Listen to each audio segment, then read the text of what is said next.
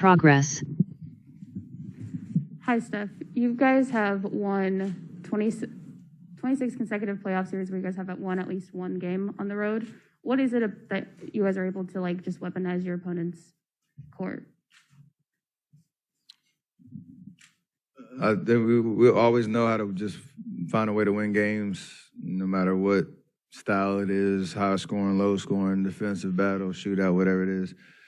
We find another level of grit and determination, and it's an ability to find a way to get it done and be in hostile environments where you get tested, you get pushed, you know, and our experience kind of shows at the right time. So obviously in this situation, it's a must for us to win a championship, and we got to be up for that task. Brandon on the right. Steph was good. Brandon Scoopy Robinson, Bally Sports. Klay talked about how he watched, or has recently watched, as of, I guess, a day or so, YouTube videos to kind of get some motivation going, shooting-wise. Of himself? Is that what he's insinuating? Yeah. Like all the best do that. No, I like that. I like that. You make mention that all the best do it. Who outside of yourself do you watch on YouTube shooting? That's a great question. Go back and watch Ray Allen clips. Obviously Reggie, Steph Curry. Who else I watch? That's the top of the list. Might throw some old Virginia Tech Del Curry highlights in without the three-point line. But other than that, you're kind of just watching a lot of just film of other games and all that. It's not so much a YouTube thing. It's more just being an NBA fan and just watching Marcus Thompson. Unbelievable. I'm calling you. It's like when you're in church and like the pastor's giving a sermon and you over there with your phone. You just more so just being an NBA fan and just consuming as much basketball as possible, and you start to get motivated and inspired by, you know, all different type of people.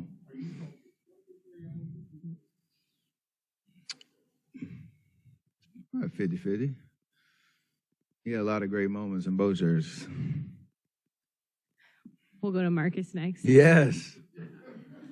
I'd like to begin by repenting for my press conference sins.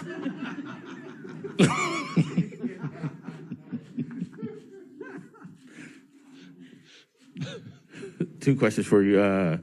One, is there any, I mean, you're a basketball historian. Is there any feel or juice from you're about to play a finals game in Boston against the Celtics, like as an NBA head? What does that feel like? I don't know why this keeps going off. It's my daughter.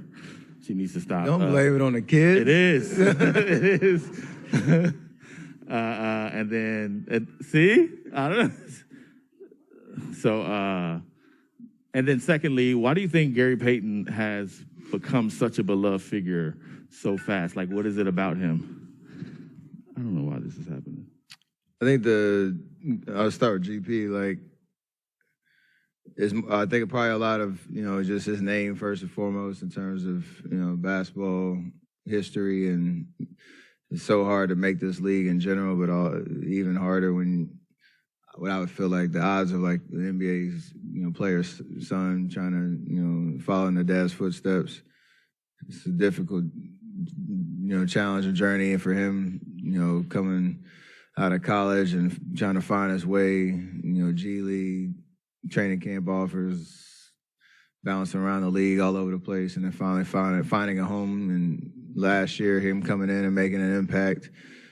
And I think he was on two-way last year. And like, he was available, but not really. And then knowing he could really help us this year, and then it actually proven to be an amazing difference maker. I think fans really resonate with that. They love the way, he approaches the game, his energy. He changes games without really, having crazy scoring outputs. He's just the stuff that, you just get so much energy from watching him defend and, disrupt and do all that type of stuff. Fans love that, and we love it too as his teammate. So it's been awesome to watch his growth and development this year. And him coming off that injury, that moment he checked back in the game was an amazing, response from the crowd that gave us a lot of juice. And I'm sure more of that to come in this series. What was the other question? Oh, Boston. Yeah, this is special. Like, it's a historic team, the dynasties from, the 80s and how many championships they won, over the course of the years. All the different highlights you watch that just have a different iconic look when you see it on TV. Just watching Larry Legend do what he did in his entire career, even looking at the Boston-LA series. KG and, Ray Allen, Paul Pierce, Rondo, getting the championship here. KG's hilarious post-game. Anything is possible, whatever. So there's a lot of history in this city and in this building, and should be an amazing atmosphere, out there on the court tomorrow and Friday. Brian on the left. Steph, have you found as you've gone through your career that the rims and the arenas are all generally the same? I know Jordan said something in the Denver series. I don't know if that was a joke but just in general, as you've gone across. Well, that was because I think he saw one of them was offline or something that nobody else really saw. And then they actually checked it, and it was like, it was off center by like an inch or so. I see it more as like just the different venues have different, backdrops and lighting and stuff that certain shooters like more than others. It just depends on kind of what your flavor is. So I like Dallas was like it's like a bright arena, and I just like the lighting in there. The backdrop in Madison Square Garden is dope because it's the stage lighting and it's dark. There's certain things you see and you prefer different arenas and rims around the league. So that's how I see it more so than the actual rim itself. Here on the left.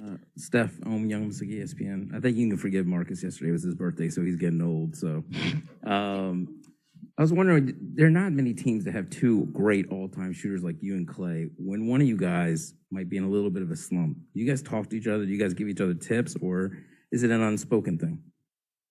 Very unspoken thing. I think there's conversations around like maybe play calls or different looks to try to get somebody a good shot, but it's not so much mechanics or building up anybody's confidence, because you don't get to that level if your confidence is that shaky where, a couple of bad games, you're like, oh, the world's falling.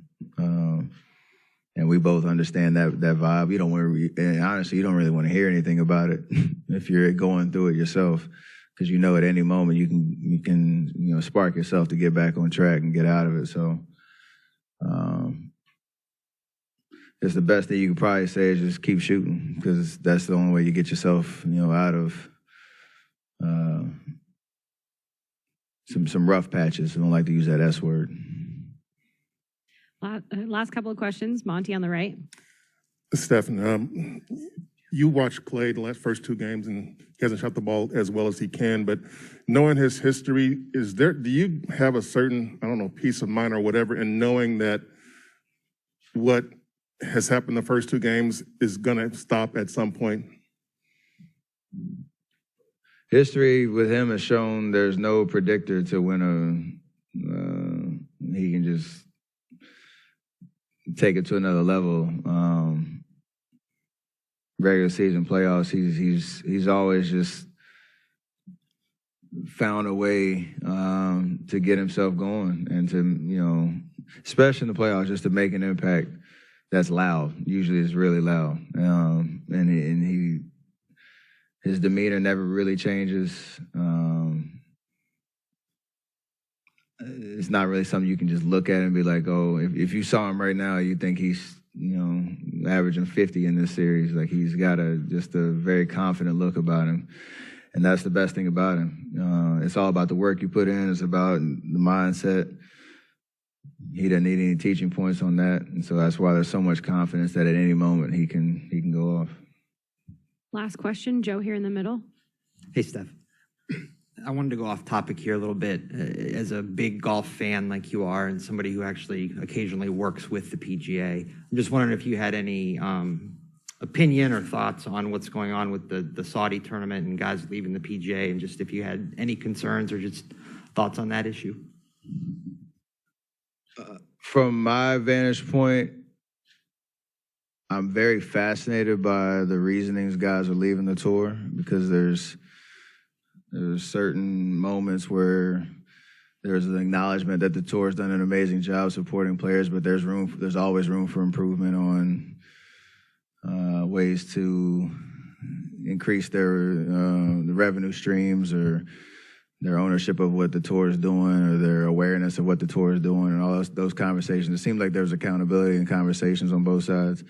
And then, like the last month, you've seen a lot of guys jump ship, obviously with Dustin being the biggest name to go. So and they get up here and they have their interviews and stuff, and I'm sure the money is a big part of it, but I don't know what the other consequences are going to be, the punishments or whatever the fallout is in terms of them leaving the tour. So I'm curious. I don't know enough to comment on that, because I'm just really curious about the whys that they're jumping ship. But it is kind of cool to see certain guys speak out about, the legacy of the tour, the fact that there is room for improvement, but that they're loyal to, the traditions and the history, and understand that they still want to chase, trophies and championships that mean something in the history of the game of golf. So I don't think there's anything threatening that, but I'm very curious as to what Live Golf and what the whole kind of agreement is that makes these guys want to